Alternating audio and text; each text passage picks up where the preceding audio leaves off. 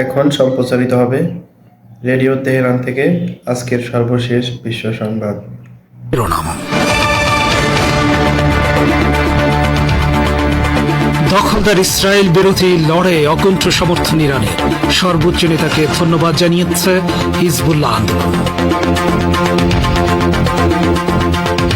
দক্ষিণ লেবাননে ইসরায়েলের ড্রোন হামলায় আহত ৩ জন, যুদ্ধবিরতি পুরোপুরি মানতে বললেন লেবাননের প্রধানমন্ত্রী।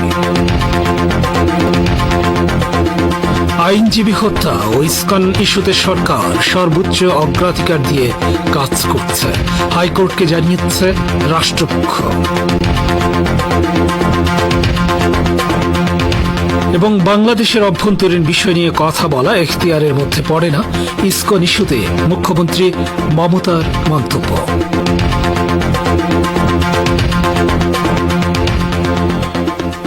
আসসালামু আলাইকুম শ্রোতা বন্ধুরা, সংবাদ শিরোনাম শুনলেন। এবার বিস্তারিত বিশ্ব সংবাদে আমন্ত্রণ জানাচ্ছি আমি সোহেল আহমেদ। লেবাননের ইসলামী প্রতিরোধ আন্দোলন হিজবুল্লাহ এক বিবৃতিতে লেবাননের জনগণ, সরকার ও প্রতিরোধ সংগ্রামের প্রতি ইরানের সর্বোচ্চ নেতা আয়াতুল্লাহ উজমা খামেনেইর অকুণ্ঠ সমর্থন এবং ইরান সরকারের পক্ষ থেকে ব্যাপক কূটনৈতিক তৎপরতার প্রশংসা করেছে। লেবাননে ইসরায়েলি আগ্রাসন বন্ধ হওয়ার পর ইরানের প্রতি কৃতজ্ঞতা জানিয়ে বিবৃতি দিল হিজবুল্লাহ। হিজবুল্লাহর বিবৃতির একাংশে বলা হয়েছে, ইসলামী প্রজাতন্ত্র ইরানের পক্ষ থেকে সব ক্ষেত্রে লেবাননের ইসলামী প্রতিরোধ সংগ্রামের প্রতি অকুণ্ঠ সমর্থন দেয়া হয়েছে। যার নেতৃত্বে এই সমর্থন এসেছে তিনি হলেন ইসলামী বিপ্লবের নেতা আয়াতুল্লাহ উজমা খামেনেই।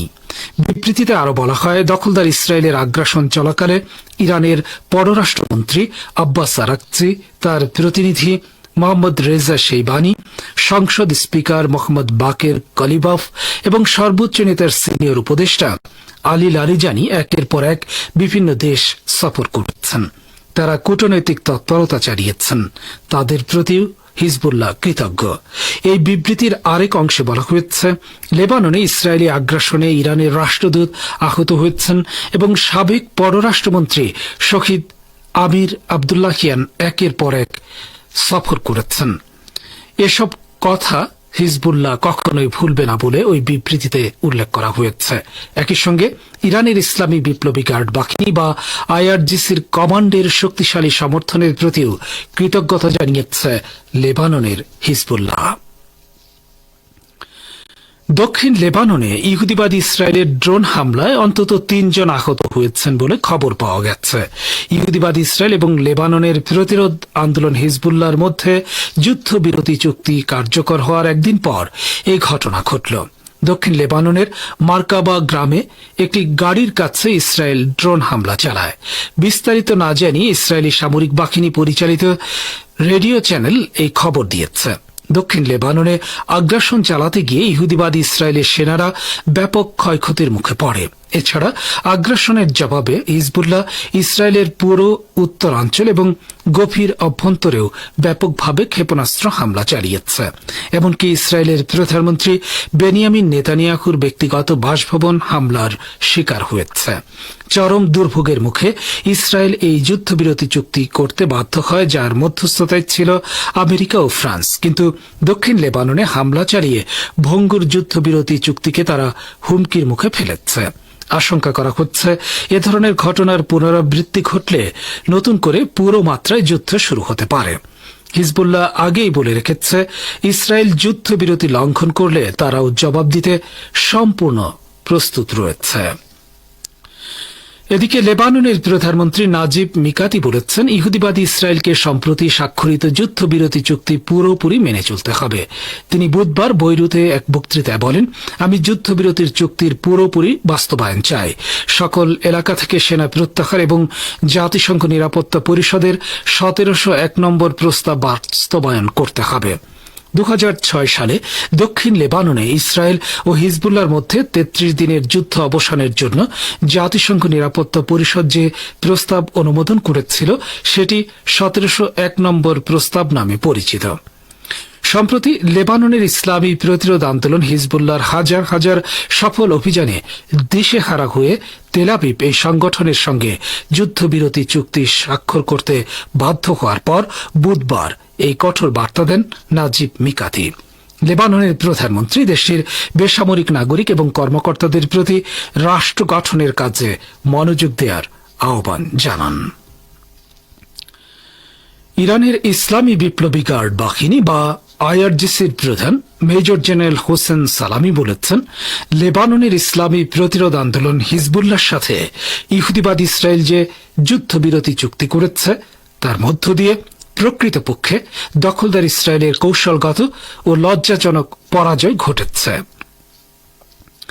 হিজবুল্লাহ মহাসচিব শেখ নাইম কাসেমকে পাঠানো এক বার্তায় আজ এসব কথা বলেছেন জেনারেল সালামি। ইহুদিবাদী ইসরায়েলকে যুদ্ধবিরতি চুক্তিতে বাধ্য করানোর জন্য তিনি হিজবুল্লাহ প্রতিরোধ আন্দোলনকে অভিনন্দন জানান। এর একদিন আগে অর্থাৎ গতকাল থেকে হিজবুল্লাহ এবং ইসরায়েলের মধ্যে যুদ্ধবিরতি চুক্তি কার্যকর হয়েছে। গত 14 মাস ধরে হিজবুল্লাহ এবং ইসরায়েলের মধ্যে সামরিক সংঘাত চলে আসছিল। হিজবুল্লাহকে পাঠানো বার্তায় জেনারেল সালামি বলেন, লেবানন ফ্রন্টে যুদ্ধবিরতি হল ইহুদিবাদীদের জন্য একটি কৌশলগত এবং অপমানজনক পরাজয়। যুদ্ধের মাধ্যমে হিজবুল্লাহর বিরুদ্ধে তারা কোনো অশুভ লক্ষ্য ও উচ্চ আকাঙ্ক্ষা অর্জনের কাছাকাছিও আসতে পারেনি। জেনারেল সালামি বলেন, এই যুদ্ধবিরতি এমনকি গাজার যুদ্ধ শেষ করার জন্য একটি সূচনাও হতে পারে। সালামি আরো বলেন, ইসরায়েলের যুদ্ধবিরতি মেনে নেয়ার কারণ হল হিজবুল্লাহর বিপুল সংখ্যক ক্ষেপণাস্ত্র দখলদারদের ঘাঁটি এবং কৌশলগত স্থানগুলোকে লক্ষ্য করে তাক করা রয়েছে। সিরিয়ার উত্তর পশ্চিমাঞ্চলীয় আলেপ্পো প্রদেশে সামরিক বাহিনীর অবস্থানে বিদেশি মদতপুষ্ট সন্ত্রাসী গোষ্ঠীগুলোর একটি জোট বড় ধরনের হামলা চালিয়েছে। স্থানীয় গণমাধ্যম জানিয়েছে, হায়াতে তাহরির আশ-শাম সন্ত্রাসী সংগঠনের সদস্যরা এবং তাদের সহযোগী সশস্ত্র কয়েকটি গোষ্ঠী গতকাল আলেপ্পো শহরের পশ্চিমে ও ইদলিব প্রদেশের পূর্বে সিরিয়ার সামরিক বাহিনীর নিয়ন্ত্রণে থাকা কমপক্ষে 10টি এলাকা দখল করে নিয়েছে। ব্রিটেন ভিত্তিক কথিত Syrian observatory for human rights বলেছে, ভারী সংঘর্ষের ফলে প্রায় 100 সৈন্য এবং সন্ত্রাসী নিহত হয়েছে। সিরিয়ান অবজারভেটরি কর্মীরা জানিয়েছেন যে মিত্র সশস্ত্র জঙ্গি গোষ্ঠীর 16 সদস্যের সাথে হায়াতে তাহরির আশ-শামের 44 জন সদস্য নিহত হয়। অবজারভেটরি এক বিবৃতিতে বলেছে, বিভিন্ন পদমর্যাদার কমপক্ষে 4 জন কর্মকর্তা সহ সিরিয়ার সামরিক বাহিনীর 37 জন সদস্য নিহত হয়েছে এবং 5 সদস্যকে বন্দী করা হয়েছে। এছাড়া অস্ত্রের ডিপো, সাজুয়াজান, মেশিনারিজ এবং ভারী অস্ত্র দখল করেছে সন্ত্রাসীরা। মনিটরিং গ্রুপটি আরো বলেছে যে সংঘর্ষে শিশুসহ বেসামরিক লোকজন হতাহত হয়েছে। আপনারা বিশ্ব সংবাদ শুনছেন রেডিও তেহরান থেকে, আর প্রচারিত হচ্ছে বাংলাদেশ ও ভারতে শর্টওয়েভ 25 মিটার ব্যান্ডে। বাংলাদেশ সম্মিলিত সনাতনী জাগরণ জোটের মুখপাত্র ও ইসকনের ধর্মীয় গুরু চিন্ময় কৃষ্ণ দাসের জামিন না দেয়াকে ঘিরে চট্টগ্রামের সংঘর্ষে আইনজীবী সাইফুল ইসলাম আলিফ হত্যার বিষয়ে সরকার সর্বোচ্চ গুরুত্ব দিয়ে কাজ করছে বলে হাইকোর্টকে অবহিত করেছে রাষ্ট্রপক্ষ। আজ বিচারপতি ফারা মাহবুব ও বিচারপতি দেবাশিস রায় চৌধুরীর হাইকোর্ট বেঞ্চকে এ তথ্য জানানো হয়। রাষ্ট্রপক্ষে deputy attorney general Mohammad Asad Uddin জানান, সরকার এটি সর্বোচ্চ অগ্রাধিকার দিয়ে এবং প্রধান একটি ইস্যু ধরে অ্যাকশন নিয়েছে। পুলিশ 3টি মামলা দায়ের করেছে। 3টি মামলার একটিতে 13 জন, একটিতে 14 জন এবং অপরটিতে 49 জনের নামে মামলা হয়েছে। এর মধ্যে 33 জনকে গ্রেপ্তার করা হয়েছে। সিসিটিভির ফুটেজ দেখে 6 জনকে শনাক্ত করা গেছে যারা এ ঘটনার সঙ্গে সম্পৃক্ত ছিল, আর যাদের গ্রেফতার করা হয়েছে তাদের জিজ্ঞাসাবাদ করলে নিশ্চয়ই আরও তথ্য বের হয়ে আসবে।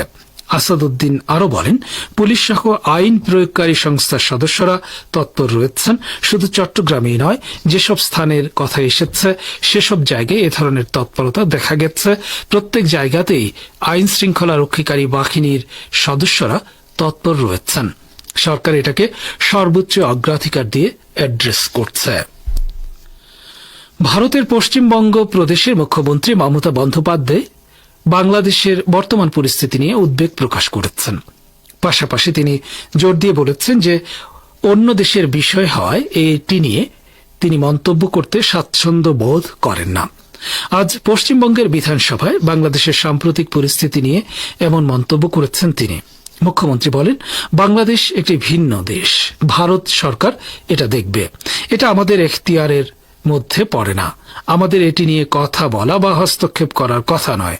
আমরা ভেতরে ভেতরে দুঃখ পেলেও কেন্দ্রের নির্ধারিত নীতি অনুসরণ করি। মমতা বলেন, আমরা যেমন বাংলাদেশকে ভালোবাসি তেমনি বাংলাদেশের মানুষ যেন আমাদের ভালোবাসেন। আমাদের ভাষা, সাহিত্য, পোশাক পরিচ্ছদ সবই এক।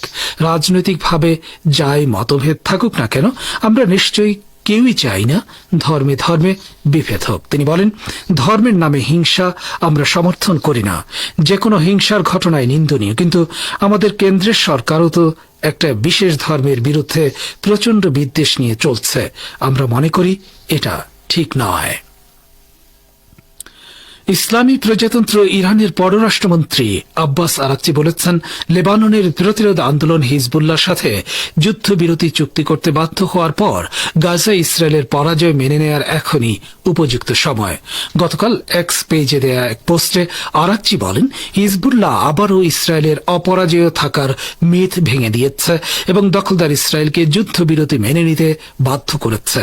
মঙ্গলবার ইসরায়েলের যুদ্ধবাজ প্রধানমন্ত্রী বেনিয়ামিন নেতানিয়াহু যুদ্ধবিরতির কথা ঘোষণা করেন, যার মাধ্যমে লেবাননে ইসরায়েলের ভয়াবহ আগ্রাসনের অবসান ঘটাবে বলে আশা করা হচ্ছে। আমেরিকা ও ফ্রান্সের দেয়া একটি প্রস্তাব নিয়ে মন্ত্রিসভায় আলোচনা করার পর নেতানিয়াহু যুদ্ধবিরতির ঘোষণা দেন। আব্বাস আরাকচি তার পোস্টে আরো বলেন, দক্ষিণ লেবাননে ইসরায়েলি সেনারা ব্যাপক ক্ষয়ক্ষতির মুখে পড়ার পর নেতানিয়াহু যুদ্ধবিরতির আবেদন জানাতে বাধ্য হন। তিনি বলেন, নেতানিয়াহু গাজা উপত্যকা এবং লেবাননে যুদ্ধ অপরাধ করার জন্য মার্কিন করদাতাদের কয়েক বিলিয়ন ডলার নিয়েছেন। ফিলিস্তিন ও লেবাননের অরক্ষিত জনগণের বিরুদ্ধে নিষিদ্ধ রাসায়নিক অস্ত্র ব্যবহার করার কারণে জাতিসংঘ নিরাপত্তা পরিষদকে ইহুদিবাদ ইসরায়েলের বিরুদ্ধে নিষেধাজ্ঞা আরোপ করার আহ্বান জানিয়েছে ইরান। ইরানের বিচার বিভাগের মানবাধিকার বিষয়ক উচ্চ পরিষদের চেয়ারম্যান কাজেম গরিবাবাদী গতকাল হেগে অনুষ্ঠিত রাসায়নিক অস্ত্র কনভেনশনের সম্মেলনের 29তম অধিবেশনে বক্তৃতা দিতে গিয়ে এ আহ্বান জানান। তিনি বলেন, কিছু পশ্চিমা দেশ, বিশেষ করে মার্কিন যুক্তরাষ্ট্রের নিঃশর্ত সমর্থন নিয়ে ইহুদিবাদ ইসরায়েল দুর্ভাগ্যবশত দায় মুক্তি ভোগ করছে এবং ফিলিস্তিন ও লেবাননে তারা অপরাধযোগ্য চালিয়েছে। শ্রোতা বন্ধুরা, বিশ্ব সংবাদে এই ছিল আমাদের সর্বশেষ আয়োজন। সঙ্গে থাকার জন্য অসংখ্য ধন্যবাদ। এবার আমন্ত্রণ জানাচ্ছি সংবাদ ভাষ্যের অনুষ্ঠান দৃষ্টিপাতে। দখলদার ইহুদিবাদ ইসরায়েল যখনই আন্তর্জাতিক চাপের মুখে খাদ্য বহনকারী ট্রাকগুলোকে গাজায় প্রবেশের অনুমতি দেয়, তখনই খাদ্য বিতরণ কেন্দ্রগুলো মৃত্যুর ফাঁদে পরিণত হয়। এমন একটি ঘটনার উদাহরণ হচ্ছে 2024 সালের 29 ফেব্রুয়ারি আল রশিদ সড়কে ঘটে যাওয়া বর্বরচিত হত্যাকাণ্ড। এ সম্পর্কে এখন রয়েছে একটি পর্যালোচনা। শুনুন বাবুল আখতারের পরিবেশনায়।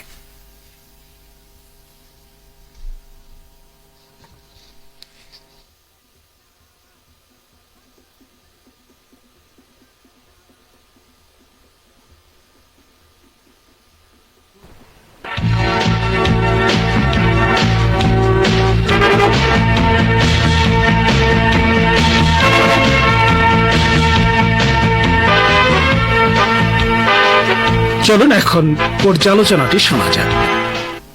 বিশ্ব খাদ্য কর্মসূচির প্রতিবেদন অনুযায়ী 2024 সালের অক্টোবরে এবং ইসরায়েলি সরকারের বিধিনিষেধের কারণে জাতিসংঘ গাজার চাহিদার 30%-এরও কম খাদ্য সরবরাহ করতে পেরেছিল। পার্সটুডের রিপোর্ট অনুযায়ী উত্তর গাজায় খাদ্য ও পানি বন্ধের 40 দিনের পরিপূর্ণ অবরোধের পর যখন তেল আবিব সরকারকে ইসরায়েলে অস্ত্র পাঠানো বন্ধ করার হুমকি দেওয়া হয়েছিল, তখন 3টি ত্রাণবাহী ট্রাক বেইত হানুনে প্রবেশ করেছিল।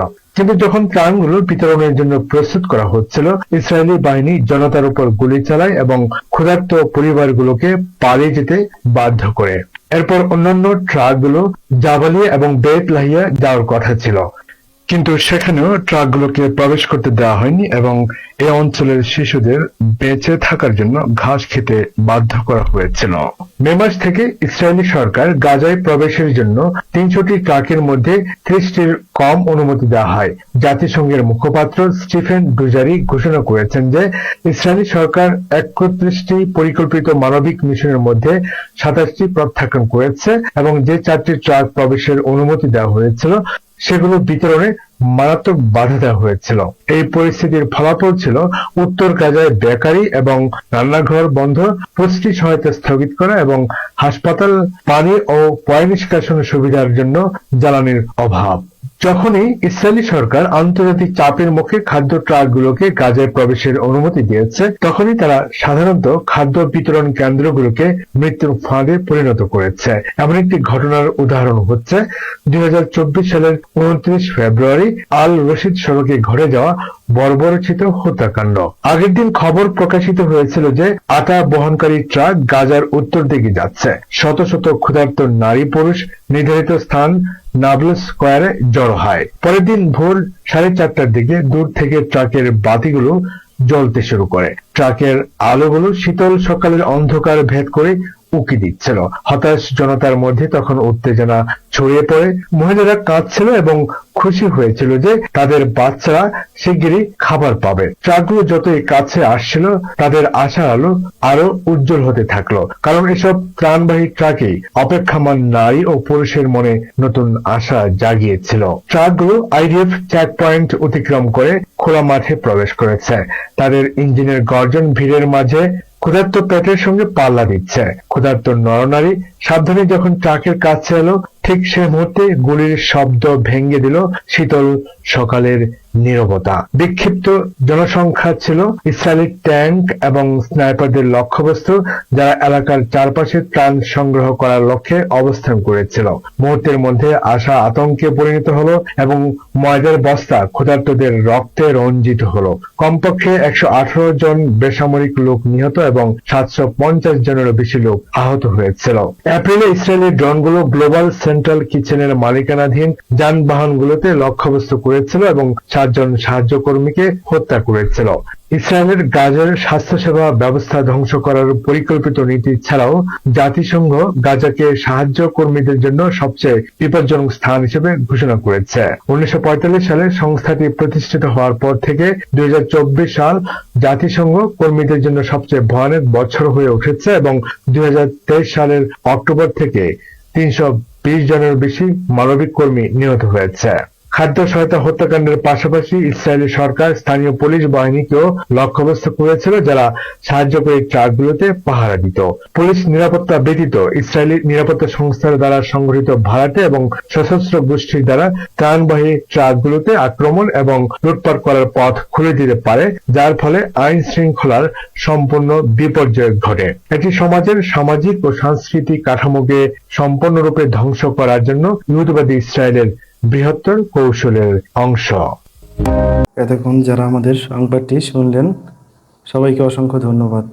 আমাদের নিয়মিত ভিউয়ার যারা আছেন তাদের 82% ভিউয়ার্স এখনও আমাদের চ্যানেলটি সাবস্ক্রাইব করেননি। সো যারা যারা আমাদের চ্যানেলটি এখনও সাবস্ক্রাইব করেননি, দয়া করে সাবস্ক্রাইব করে দিন এবং নিয়মিত আমাদের পাশে থাকবেন আশা করি। ধন্যবাদ সবাইকে।